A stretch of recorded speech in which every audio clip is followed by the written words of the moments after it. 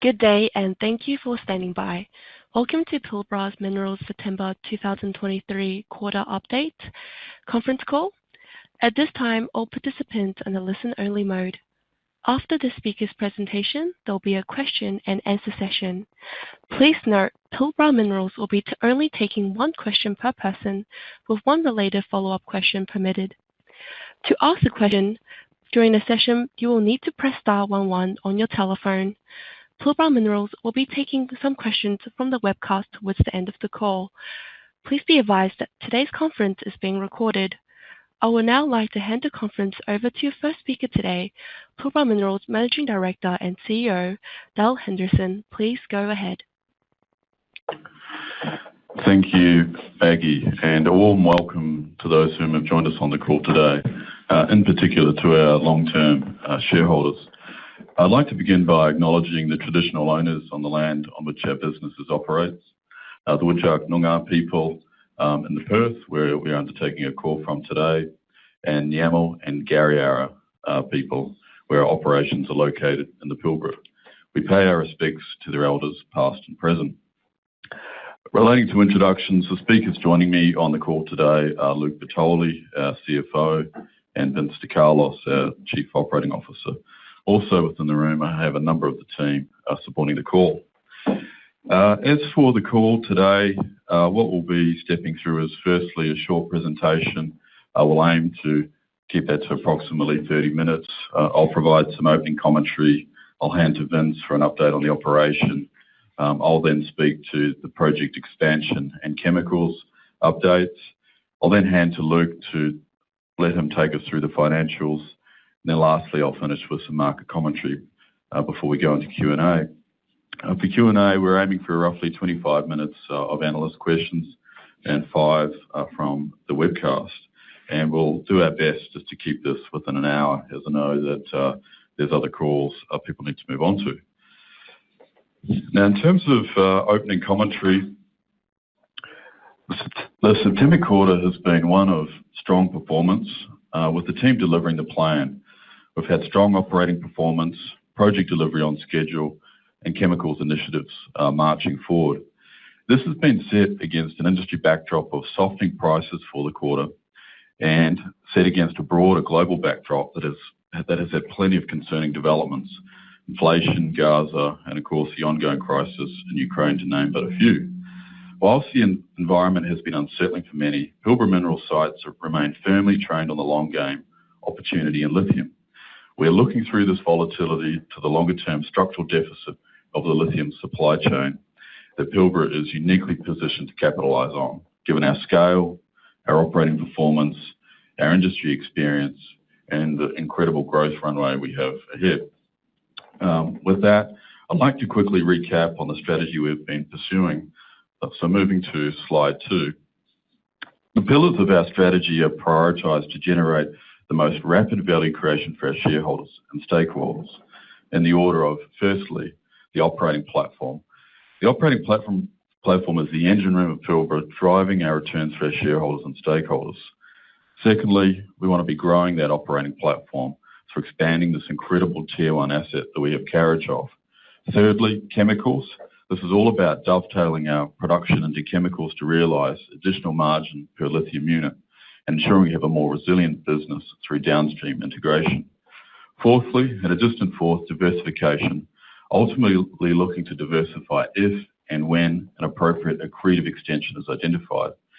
The sum of these 4 is all in service of our vision to be a leader in the provision of sustainable battery materials products. And the quarter was solid on each legs of these strategies. And I'd just like to now step to slide 3 to pick out a few of the highlights for the quarter. Production on plan for the quarter was 144,000 tonnes produced, noting that the first half of this year is all about the build-out of additional production capacity, with the second half of the financial year will enjoy the benefit of that capacity build-out, which of course will play through to larger volumes and commensurate reductions in unit cost. Moving to sales. Sales was in line with that production, so we're happy about that. Pricing, realised pricing for the period was $2,553 US on an SC6 basis, or 2,240 on an SC5 5.3, and noting that some of that pricing relates to sales very much in the back of the quarter. Moving to growth, fantastic quarter for the projects team. P680, our primary rejection project, which increases production capacity by 100,000 tonnes, on track, construction complete, commissioned, and we actually had first ore in the month of October. The crushing and ore sorting package is on track, and the P1000 expansion is also on track. Chemicals, joint venture with POSCO for the 43,000 tonne lithium hydroxide plant is progressing forward, and we actually delivered our first shipment of concentrate this quarter, which is pretty neat, as the team there gears up for the first train commissioning, which is to start at the back of the December quarter. Midstream, our demonstration plant also achieved FID this quarter to the tune of 105 million, inclusive of $20 million worth of Australian grant funding, so another milestone in the chemicals category. Then lastly, expansion. We had our reserve upgrade, upgrading our reserve 55 million tonnes to 214, a 35% lift. And then as it relates to moving beyond our P1000, we've kicked off our PFS study for that, which is due for delivery back to market in the June quarter of this financial year. So a very busy quarter, very solid performance across the board. And to offer a bit more insight, I'll now pass the mic over to Vince for an update on the operations. Over to you, Vince. Thank you, Dale. So just starting off with safety, as you can see on slide 5, our lead indicator, safe interactions, continues to trend strongly. In the quarter, we ramped up our critical risk management training and awareness, and we continue to see improved performance into FY24.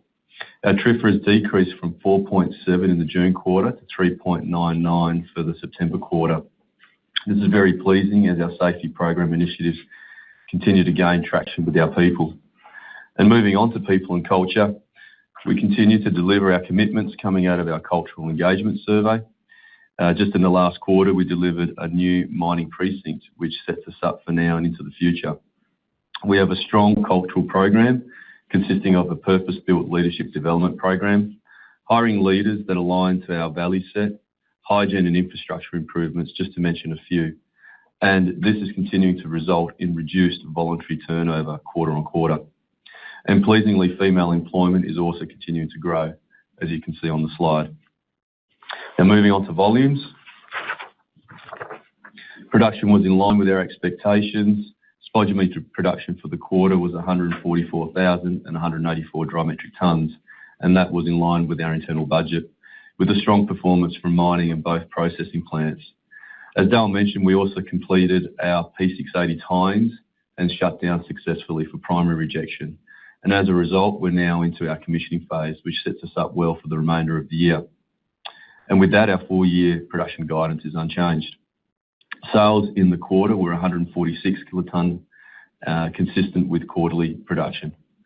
We have now secured long-term access to additional storage at Berth 1 at Port Hedland, which provides further capacity to export product to market in line with our growth plans and mitigates risk to loading operations. In processing, a strong quarterly performance from both plants is attributed to total processing plant feed increasing by 6% above plan. And this was achieved with strong plant availability of 82% and utilisation of 97%. We expect to see this continue to improve on the back of our asset management strategies, such as optimising our shutdown cycles in the second half from our current 10-week cycles to a 12-week cycle, yielding increased uptime and revenue generation. Recovery for the quarter was 67% combined for both operations and marginally lower than the previous quarter, primarily due to the ties for P680 expansion for the Pilbara operation and maintenance shutdowns for the Nugget processing plant. In mining, we continue to improve our performance, achieving another record for the quarter just gone, with total material moved of 9,152,000 wet metric tonnes versus 8,535 wet metric tonnes last quarter. which is a 7% improvement quarter on quarter and a 17% improvement from just 2 quarters ago. Again, a great result, and we expect further improvement as we continue to deliver our mining uplift plan, with key focuses in the coming quarters to improve productivity being continued investment into newer fleet, improved payloads, improved road networks, and systems and processes. Onto costs. As anticipated, unit costs in the September quarter are higher as a function of quarter one being our lowest planned production quarter for the year, owing to the significant shutdowns to complete the key P680 tines. And as already mentioned, secondly, the inflationary pressures across main input drivers such as diesel, labour and consumables. Production volumes for the year are of course back-ended, and as a function of the newer capacity we're installing in the first half, our production in the second half will continue to increase and supports reduced unit costs over the full year. And with that, I'll now hand back to Dale. That's great. Thanks very much, Vince. Moving now to slide 8 on primary rejection. Yeah, as mentioned, big quarter for this project. Construction complete, commissioned, and first ore occurred just the other week in the month of October. And most importantly, a safe delivery with no injuries. So a shout out and thank you to the Primero/NRW team, whom have been a constructor for this piece of work and really turned things around to deliver well and deliver on time. Thank you to that team. Thank you also to DRA, our key engineering team, who's been supporting the business since inception, and of course to our Pilbara team. Thank you guys, fantastic effort. The teamwork, the results focus, it's a hallmark of the Pilbara culture and the way we work with our partners. So well done team, and in particular to Paul Laybourne, our project director, who's been stewarding that work with the broader group. Moving to slide 9, just a quick update on the crushing and ore sorting plant. Going well, very much construction world at the moment. You can see the picture on the right shows the concrete foundations which have come out of the ground during the quarter. Schedule going well, commissioning targeted for June quarter next year, ramp up September quarter next year, which is pretty amazing. And to think this time next year we'll be operating the world's largest lithium ore sorting facility, which is pretty neat. You can see a schematic on the left-hand side of the slide, which gives a bit of a pictorial of that. It is missing cladding, by the way. That's on the crushing and ore sorting. Moving now to P1000, slide 10. This also going well, albeit we're early in the delivery of this next leg of expansion.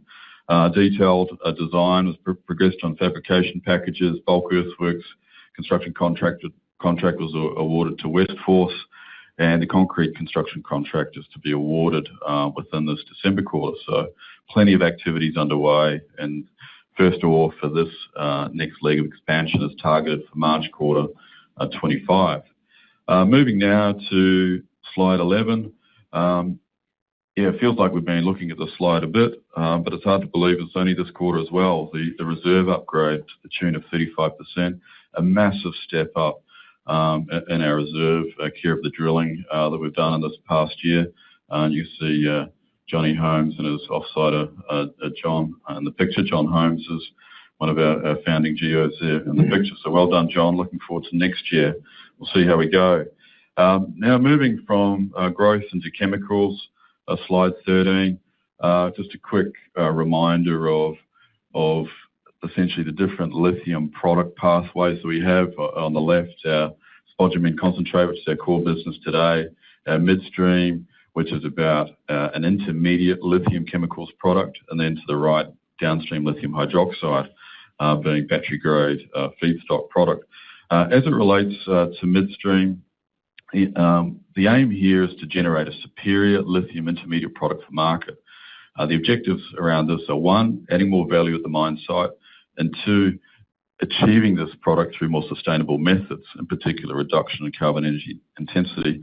For a few years, been working on a novel processing route which integrates an electric calciner care of our joint venture partner Calix. Pleased to say, study work's been great, test work's been great, and we're getting on with the next big step in this R&D project, which is a demonstration plant, of which we approved the FID this quarter on the 2nd of August. So looking forward to seeing that project come to life. Construction commencement June quarter 24, with first product expected June quarter 25. So a bit of a longer runway, but is a key project which shows strong potential for our business and potentially broader industry applications. So it's pretty neat. We'll see how we go, and we'll be updating in due course.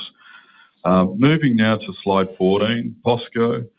They've kept the foot down. The build has been progressing well, and you can see an updated photo there on the left-hand side of our joint venture hydroxide plant coming together in leaps and bounds. Train 1, 77% complete as reported by the team in Gwangyang, South Korea, and Train 2, 44% complete as at the end of the quarter as well. As I mentioned in my opening remarks, we've sent our first shipment over there to support commissioning. And what's pretty neat is during this quarter, we will be attending an opening ceremony, which is pretty exciting and really an absolutely key milestone in the journey of Pilbara, given that the bones of this deal were cut in early 2018. So great that the dream is coming to reality, and looking forward to being a lithium hydroxide battery producer in short order. So pretty exciting stuff. Now moving now to diversification and slide 16. The partnering process. Quick reminder here, what this was about is we went to market offering up to 300,000 tonnes of spodumene concentrate for the purposes of a downstream partnership opportunity. We were delighted by the strong interest we received. We've now been working through those proposals, narrowing the list, and we'll be looking to update the market in the March quarter.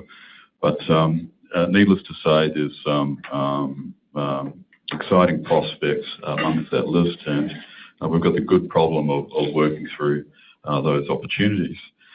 Now that completes my update here, and with that, I will now pass to Luke to take us through the financials.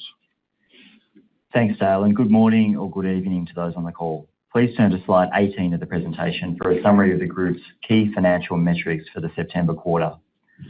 Group revenue was $493.1 million, a decline of 42% quarter on quarter, driven by a mix of lower prices and planned lower sales volume. Average realised price declined by 31% from US $3,256 per tonne in Q4 FY23 to US $2,240 per tonne in Q1 FY24. Sales volume was 146,000 tonnes, 17% lower than Q3 FY23, reflecting planned shutdown activity across maintenance and preparation for P680. Speaking to production, Q1 FY24 delivered a strong quarter with 144,000 tonnes of spodumene concentrate produced.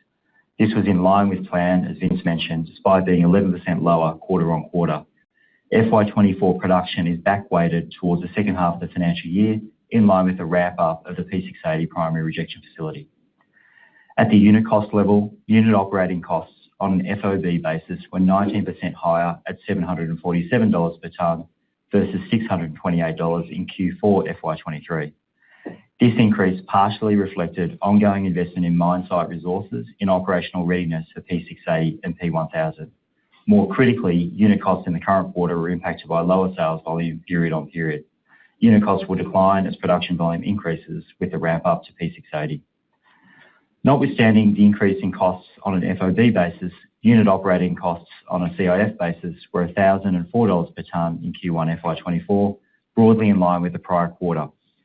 The increase in operating costs reflected in FOB costs was largely offset by a decrease in shipping and royalty costs from lower sales revenue. Turning now to slide 19. The group continues to maintain a strong cash position with a closing cash balance of $3 billion as at 30 September, a decrease of 9% or $297.4 million from the previous quarter. Cash declined by approximately $300 million, notwithstanding the 2H FY23 dividend payment of $421 million being paid in the quarter. This reflects the strong cash generation of the business pre-dividend payment. A $421 million cash dividend was paid on 27 September following the release of the company's full year 2023 financial results. Our cash margin from operations, defined as receipts from customers less payments for operating costs, was $360 million in the quarter, also reflecting the very strong cash generation of the business, notwithstanding current lower spodumene prices. Key movements in the cash balance included cash margin from operations of $360 million, comprising net receipts from customers of $541 million, less $181 million of operating costs to produce and sell concentrate. As we move further down the cash flow statement, there was an income tax payment of $116.3 million, interest received of $40.2 million, cash flows for investing activities or CapEx of $176.1 million, lease repayments of $17.5 million, and net proceeds from borrowings of $68 million, and some other smaller items. With a current strong balance sheet position, the group has flexibility to consider investment in a range of organic and inorganic investment opportunities and/or additional shareholder returns over time. While the group has significant capital allocation flexibility today, with all previously disclosed capital expenditure fully funded from existing cash reserves, market conditions have softened in a period where the group is undertaking major capital investment programs. In light of this backdrop, the board has determined at this time not to proceed with a one-off capital management initiative. Going forward, the group will continue to consider opportunities for further investment and/or one-off capital management initiatives and update the market at the time that occurs. I'll now hand it back to Dale. Thanks very much, Luke, for taking us through that. And we'll now move to the market, slide 20. With regards to the lithium market, it remains challenging to read, and it's certainly consistent in this regard. Now, although the market is difficult to read, I appreciate we have a unique perspective as one of the larger operators globally, and our commentary is valued, and our insights are valued. I'll break my comments into three broad parts. Firstly, some structural dynamics commentary, just to help people understand the landscape we deal with. Two, observations of the current market. And three, some commentary around the outlook. So starting with the structural dynamics, demand for lithium ion-based products continues to grow in leaps and bounds. I don't think there's any doubt about that. Every day you see more headlines supporting this. As it relates to the supply response, we are seeing this rush of groups endeavouring to participate within the supply chain and critical minerals more generally. But I'd emphasise endeavouring. We anticipate and observe the supply response will be challenged and slower than some are promising. The other part of the dynamics of the lithium-ion supply chain is it's very difficult to discern through a couple of different attributes. One, it's a disaggregated supply chain.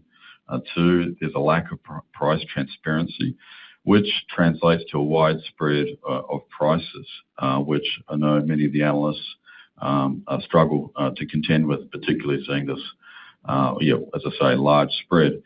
The other piece worth touching on is, particularly within the Chinese market, we observe what we call momentum buying, which sometimes is at odds with fundamental stock levels. There can be waves of sentiment-driven buying and destocking. This is further exacerbated by a large component of short-term contracts within the Chinese market. So historically, there's been a rush of pricing upwards and a rush of pricing downwards.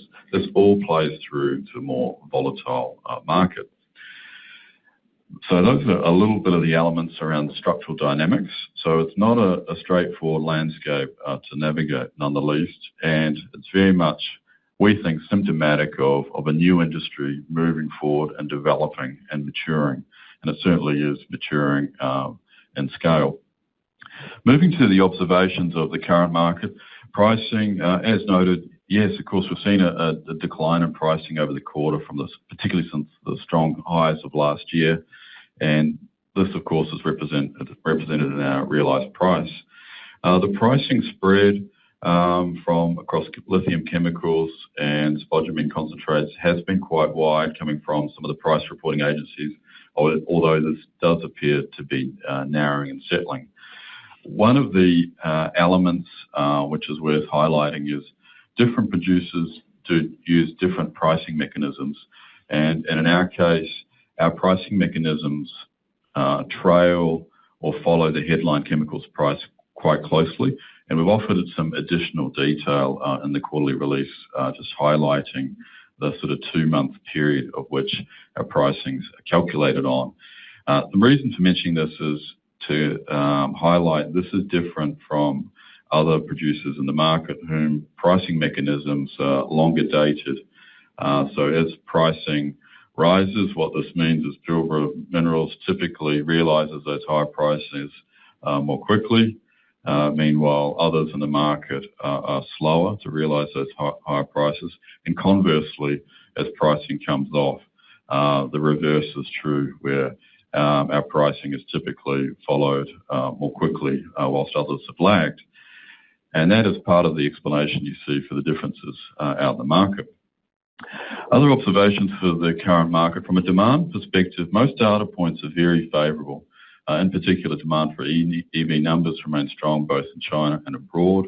When I have queried commentators in the space, they note that the growth is absolutely compounding. However, maybe not, most recently may not have compounded at quite the growth rates that have anticipated. However, directionally, the trend remains the same, very positive, with increased adoption rates, increasing period on period. And that brings me to the outlook. The long-term outlook remains incredibly positive, and Pilbara is one of the longest-standing lithium operators in this young industry. We've always had our eyes trained on the long game.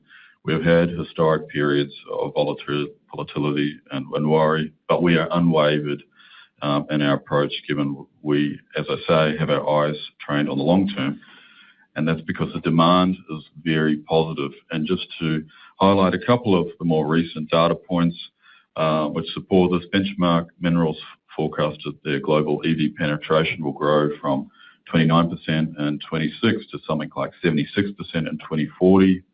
The China Passenger Car Association, CPCA, data highlights that China's EV year-to-date growth was 37%, up from last year.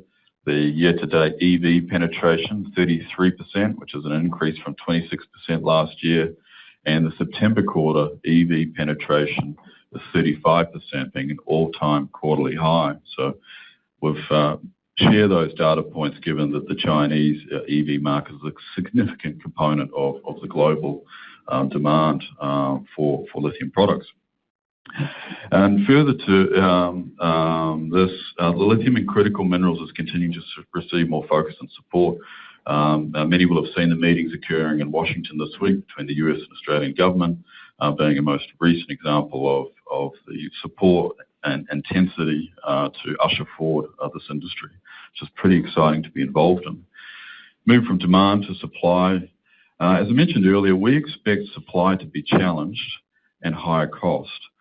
We've observed a number of countries with lithium projects, the particular government regimes exerting changes across lithium development projects.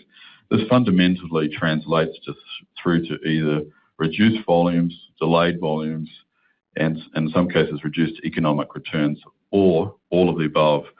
Meanwhile, frankly speaking, this is to Pilbara's advantage, whom enjoys being an operator in Australia with this Tier 1 asset, which is a great position to be in. Also related to supply, we've observed challenges with project startups and ramp-ups. This does not surprise us at all, knowing that firsthand the challenges of concentrating lithium are meaningful. This was our experience. It takes time, and I don't know of any example of a lithium project coming up easily. It's a function of marrying the natural resource variation to a bespoke processing path that requires time, effort, test work, and a team honing its skills over, if not months, maybe years, depending on what you're dealing with. And Pilbara, with 5 years of operating experience, has been through that journey. So for the outlook, given the combination of strong demand, challenging supply, it's very positive for Pilbara and its shareholders. We remain focused on the delivery of our strategy to make the most of this opportunity, and this quarter has been all about delivering on that strategy. Strong operating performance, project delivery on track, chemical initiatives marching forward. The team remained very focused on capitalising on this incredible market and making the most of our offering, our scale of our asset, our operating performance, and the enviable growth runway we have ahead. We're in an incredibly good spot to weather any volatility and capitalise on this burgeoning market, which is stepping forward in leaps and bounds. Now, with that, I'm pretty much on time, and with that, I'll hand back to Maggie, our moderator, to move to Q&A. Thank you. As a reminder, to ask a question, you will need to press star 11 on your telephone. Please stand by as we compile the Q&A roster.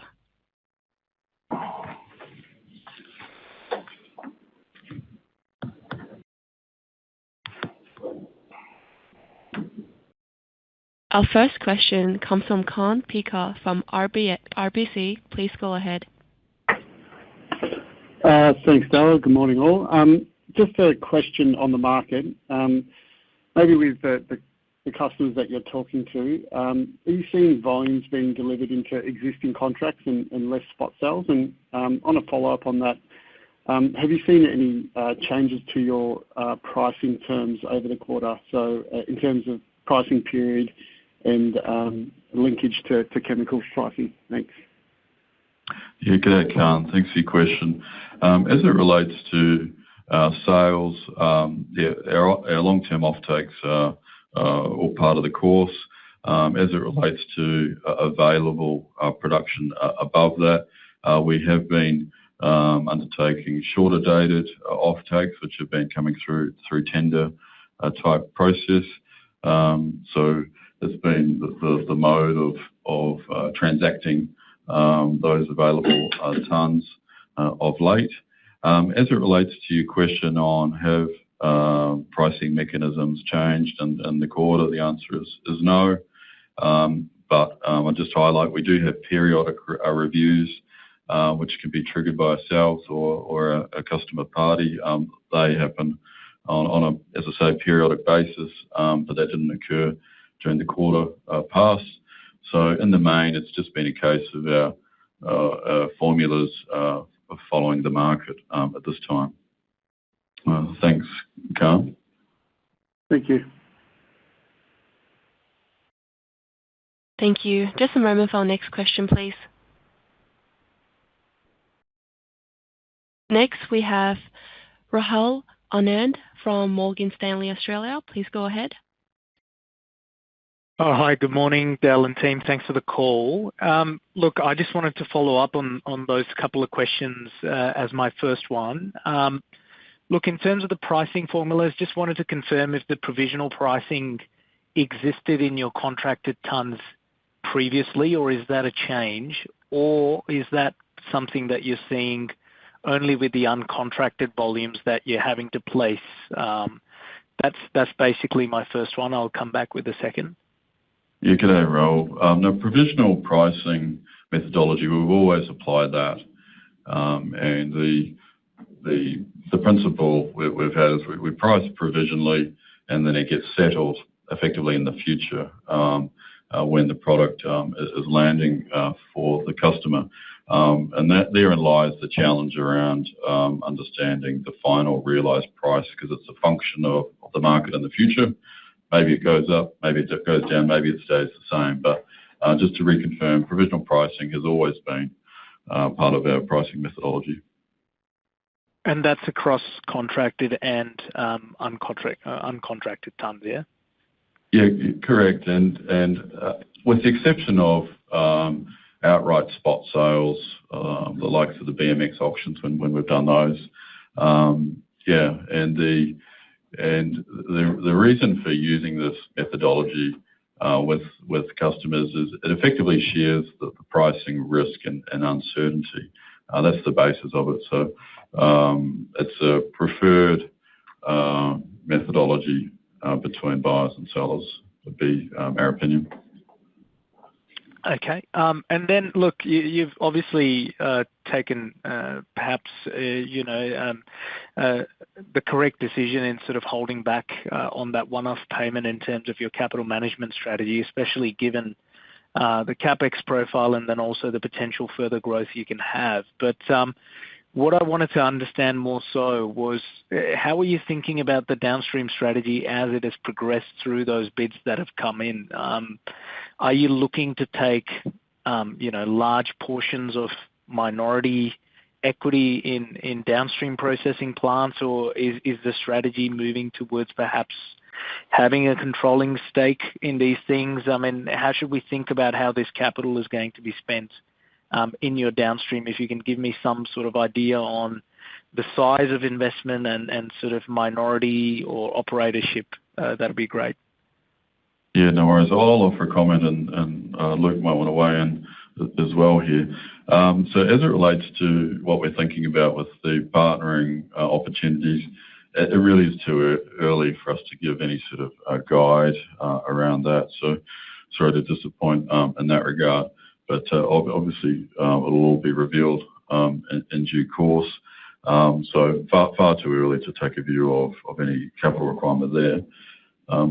Luke, do you want to follow on? Yeah, I'll just add to that comment that the board's decision to make no change to the capital management framework or undertake a one-off capital management initiative was really driven by a desire to be prudent against a softening market backdrop. I don't think you should draw a connection to M&A. And the other thing I would say is that all current and projected discretionary CapEx is fully funded from our existing cash reserves. We have no concerns regarding solvency or liquidity. But again, the board's decision really was driven by a desire to be prudent against this softening backdrop we're seeing. Okay, just one follow-up there. The softening backdrop and the uncontracted tons and the spot sales, is it fair to say placing spot sales at this point in the cycle is much harder than what you have as your contracts? No. The demand is absolutely there for product, and it hasn't been a case of we can't move product, and certainly none of our customers are not wanting product, nothing like that. It's just been more a case of moderating pricing and contending with this question of what is the right price for the market. That's where the shift has been. So no issues around volumetric movement. Is it different from where it was? Absolutely. It's different from December quarter, where we had the fever of lithium buying and $80,000 per tonne chemicals, et cetera. We're not in that environment now, but it's still a very healthy market. And as Luke's outlined, we've had very healthy operating cash flows at this level. Got it. Thank you very much. I'll pass it on. Thanks, Rahul. Thank you. Just a moment for our next question, please. Next, we have Livy Spray from UBS. Please go ahead. Okay, Dale and team, thanks for your time. Maybe just a quick follow-up on one of those questions there. I thought we were expecting an update maybe on the second downstream this quarter as part of the strategy day. Is that not correct? Some time back, we had been guiding December quarter, but then we updated to move to the March quarter, Levi. So you might be recalling one of the earlier releases. Okay. Yep. Yeah. Yep, Roger. Okay, thank you. And just on the price, hopefully questions focus mostly on this. This is obviously the key driver, and you've been a provider of a lot of transparency here. But as we've got more data points, actually it's become a lot more challenging for us, perversely. Yeah. Yep. How can you help us reconcile this quarter just gone? I noticed you've referenced 5.2% a couple of times and 5.3%. You talked to QPs. Can we back some of this stuff out to get an untouched number to start thinking about how we forecast? Yeah, it's the same old chestnut. Yeah, sorry, Levi. And two comments for you. At the very high level, fundamentally, the industry has this challenge of needing to move to more mature market trading methodologies. And it's unfortunately utilising methods which aren't great for price transparency. We really need a physical tradables market to allow efficient buying and selling trades. That's actually the solution we all need. There's more volume in the market. Is it possible we might be able to create that time? Maybe, but it's not here yet. So that's really the fundamental challenge. Where that leaves us is we've got to use the price reporting tools which are available to us and to yourselves, and that's where the issue is. Of course, we've got this widespread of different data points effectively reporting on the market. And then that's further challenged by the fact that underlying movements have been pretty high and pretty quick as a function of the Chinese market, which then adds to the challenge. So from a practical standpoint, our mitigation for that volatility and a means by which to work with our customers is that pricing mechanism of provisionally priced, and on the basis that we know nobody knows where the pricing may head ultimately.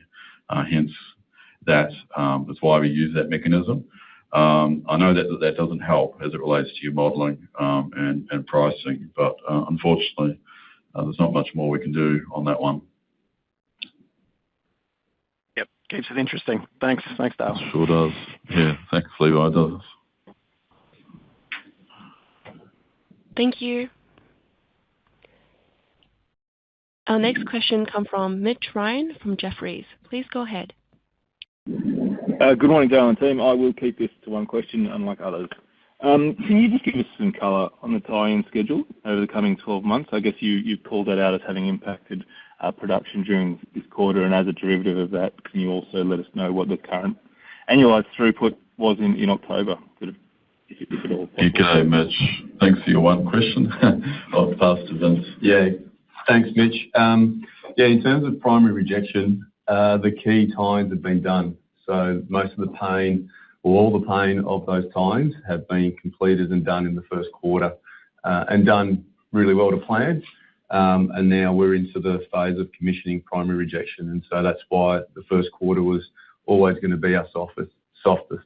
And then if you move to crushing and ore sorting, that then moves into the Q1 of the following financial year. So we're in good shape going forward, and we're just basically getting on with the business of commissioning now. Okay, thank you. Thank you. Next, we have Kate McClenchon from Citi. Please go ahead. Hey, good morning, Dale. I do have a price question, but firstly, the study on the larger Pilbara above P1000, which you flagged for an update in Q4 of the FY. What level of study can we expect there? Is that a scoping study or is it more advanced? And what is that contingent on? Is it the reserve strike or port capacity? Any colour would be great, appreciating that it's quite early. Yeah, g'day, Kate. The study for stepping above the million tonnes per annum is a pre-feasibility study level, PFS. As to what are the constraints, that's really the purpose of the study, is to work through that. So I've commented in the past that if there's to be a constraint, and it's most likely mining, given and what we need to work through, and the team is working through, is what is the maximum sustainable mine output that can be delivered from the mine. From that point forward, it should be a case of just matching everything up to that limit. But these are just my opinions. What we need to do is let the studies progress to work through to determine that outcome. So look forward to reporting, as you say, in the June quarter.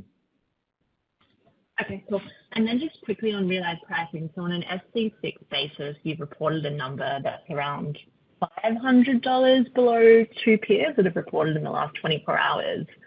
And over the past 12 months, it's been lower. Are contracts linked to chemicals still the right strategy in your view? And what levers can you pull to maximise what you're getting paid for your product? Yeah. G'day, Kate. Yeah, no, it's not lost on us, the differences against our peers. The cause of that, in our view, is, and obviously can't be determinant, is this lag effect, which I've commented on earlier around how our pricing responds. So hence the reason for describing that. And you might recall during the September and December quarters last year, we fared very well as a function of that, as the pricing environment was appreciating. Pilbara's pricing was enjoying those benefits far ahead of some of our peers.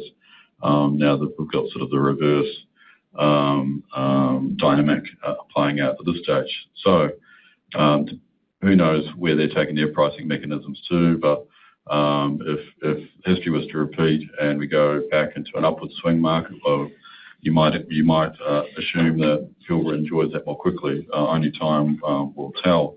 To the point on chemicals versus spodumene pricing, yeah, there has been a bit of a dislocation between chemicals and spod pricing. However, we note that spod pricing is coming down, and we'll see where it goes, but my guess is that it would ultimately converge. And if we step back and you look at the pricing behaviour across all of the product sets, taking in both headline hydroxide and carbonate prices, in the fullness of time, they typically come back into balance. At different times, we've seen hydroxide trade at a premium to carbonate and vice versa. And at different times, we've seen spod being unfairly priced against chemicals and vice versa.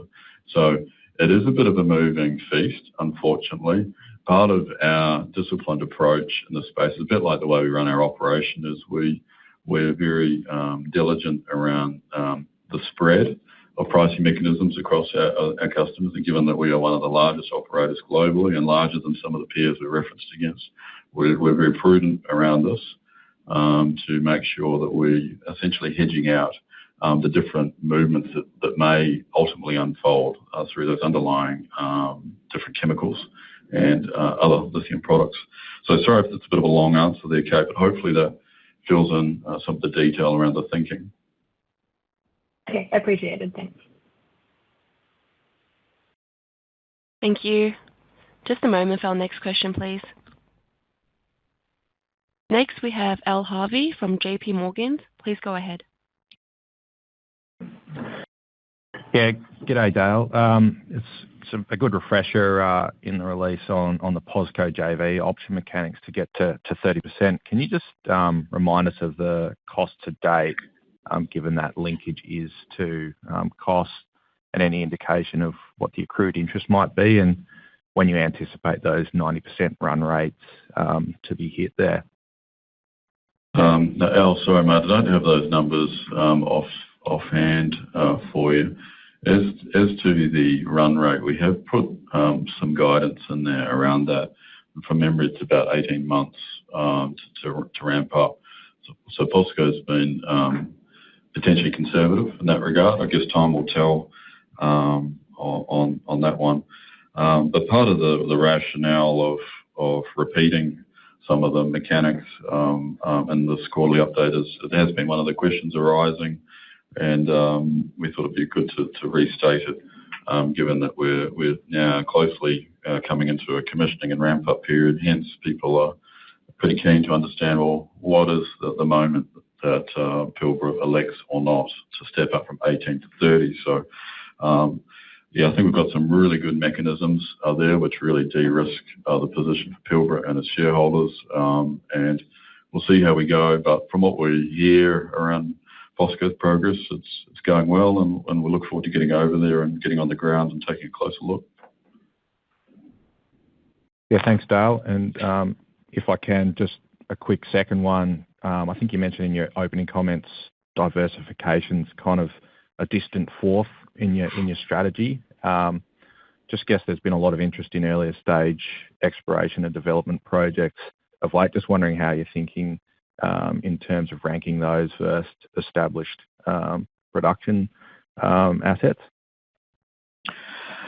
Yeah. No, good question, Al. No real rank in that regard. I think each of the sets, explorer, developer, operator, offer different pros and cons within the lithium world. Obviously, many more explorer options than there are developers or operators, so that really narrows the field. I think Pilbara, we've got a wide-angle lens as we think about where we might go. And the reason for describing it as a distant fourth is just to reassure all of our investors and stakeholders that we've got our eye trained on not taking our eye off the ball. We've got a hell of an organic growth path ahead, which is the envy of many. The best thing we can do to create value most rapidly for our shareholders is do a great job of bringing that forward and getting up the curve, enjoying the benefits of lower cost, higher volume. If pricing remains good, which it seems could well be, we can continue to enjoy those strong operational margins onwards and upwards. Meanwhile, however, we should be building out the library and having an eye out for if there's a good opportunity. But as I say, we're in no rush. Thanks, Dale. Yeah, thanks, Al. Thank you. Next, we have Robert Sain from CLSA. Please go ahead. Hi, Dale. Just a quick one while I wrestle with the open.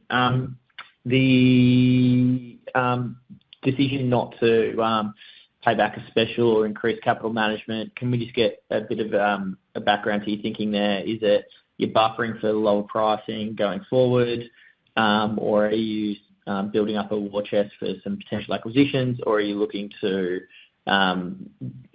proceed along the vertical integration journey? I'll offer a comment, and Luke might want to underscore one of his points earlier. Part of the rationale for this disclosure was if you go back in time, we communicated to the market that we would have another rethink on the capital management, and the reason was we were printing incredible returns. So the market was rightly asking, gee, if this keeps going, you're going to have a bulging balance sheet like no other. Surely you can't hang on to all of that. So we said to the market, well, give us through to the December quarter, and we will run the ruler, come back to you. What's transpired is, the market's shifted. Market's come back a fair bit. So really the key output of that is to say we think the capital management framework first and foremost is very appropriate, offering the right balance of optionality to support our strategy. So reconfirmation of that. And the second thing is, in the eyes of the board, is to be prudent with the available cash, as Luke described. So pretty much the long and short of it. It's not a case of taking a particular prediction on the future or anything like that. Our strategy is our strategy, and there's no other sort of looming aims at this point. Luke, did you want to add anything there? Yeah, I'm probably making the same point. However, the next 12 to 24 months comprise a pretty significant capital investment program.